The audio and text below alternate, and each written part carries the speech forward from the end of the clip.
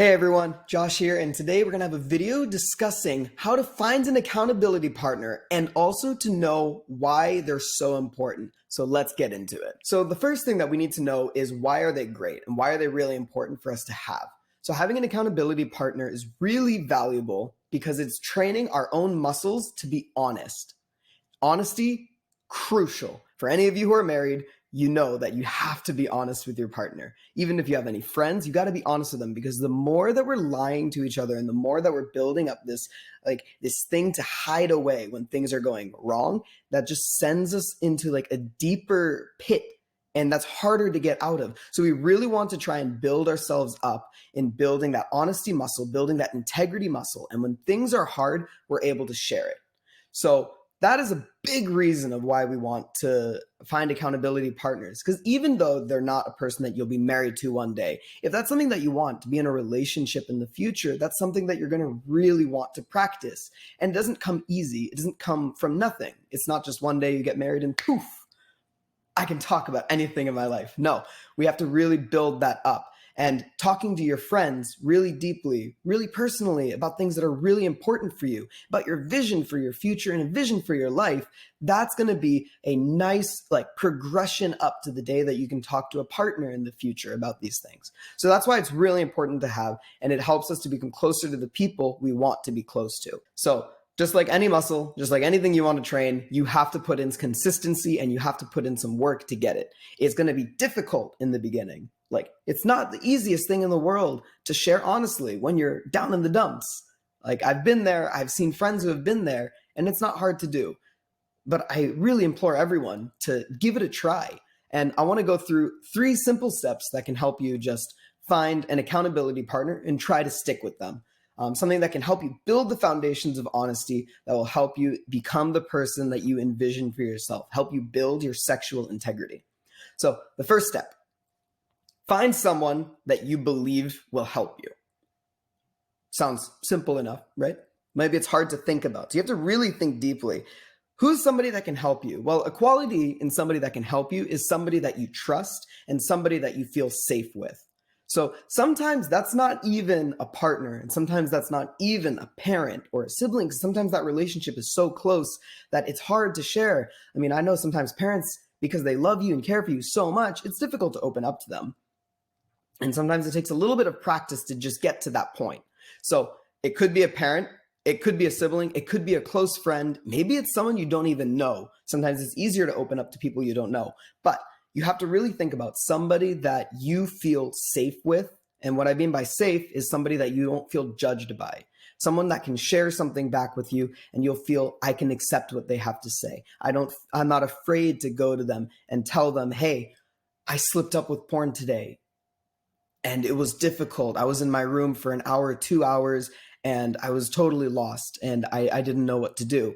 And when you share that with them, they're not going to come back at you with judgment or even taking it personally, but they're going to be there to support you, care for you, and help you do whatever you need to get out of that slump and back on track. So that's the first thing, somebody that you feel safe with and that you can talk to.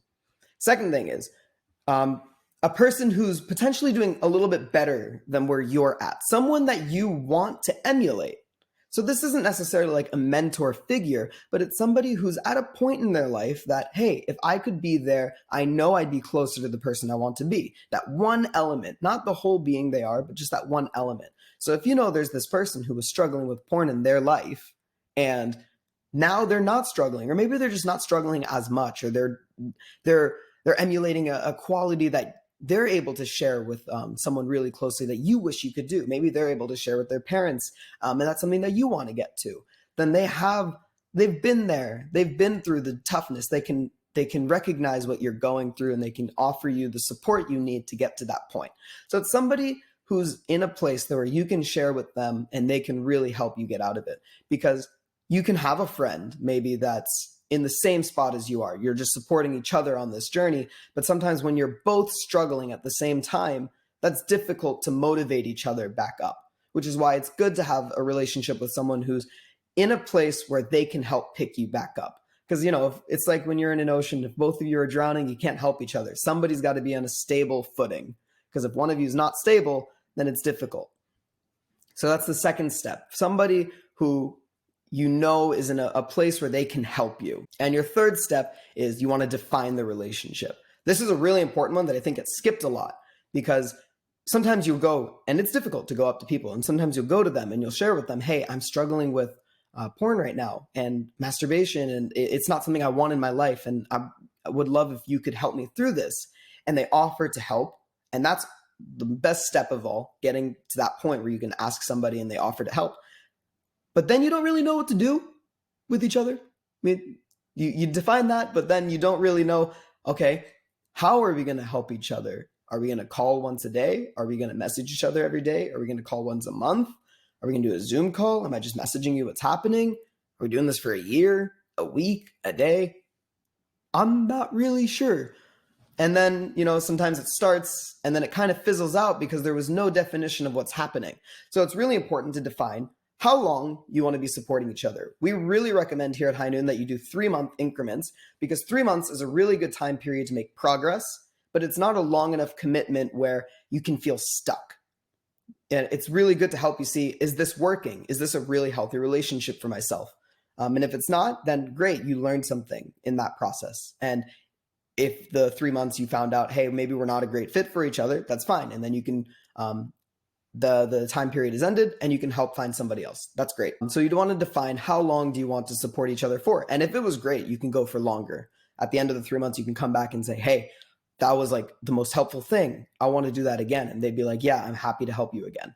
So it's really important to define how long you want it for. What kind of check-in? Are you texting each other every single day? Are you calling each other every single day? It depends on how much they're willing and able to give their time. And it depends how much you want to, because sometimes calling every day is a big commitment and it's difficult to do.